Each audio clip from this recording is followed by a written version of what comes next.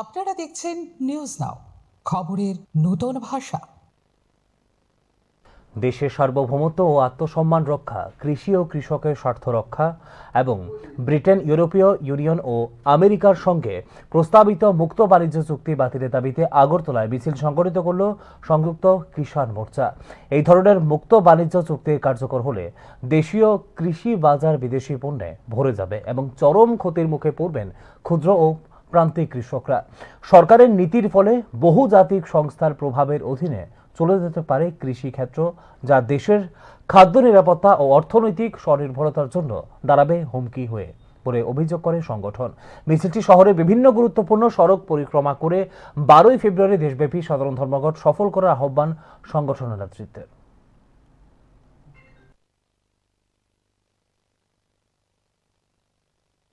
জেনেছেন,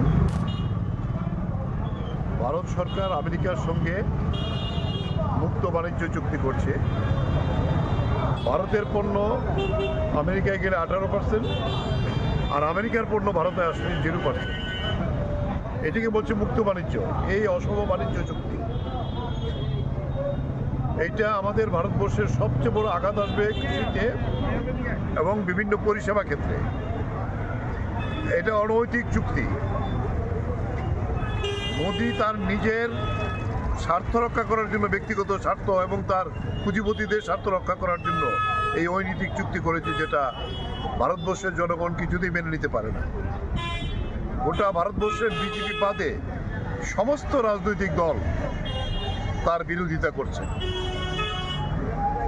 এই নিয়ে সংযুক্ত কিষাণ মোর্চা 5 শতাধিক কৃষকদের যে সংগঠন এই প্রতিবাদের কর্মসূচি জানিয়েছে এবং আগামী 12 তারিখ কালকে যে ভারত বন্ধ হবে, এটা তো অন্যতম একটি প্রধান আওয়াজ উঠবে যে এটা বাতিল করতে হবে। আমরা বলবো এই চুক্তি বাতিল করতে হবে এবং এই চুক্তি গোপনে করার জন্য ভারতবর্ষের বাণিজ্য মন্ত্রী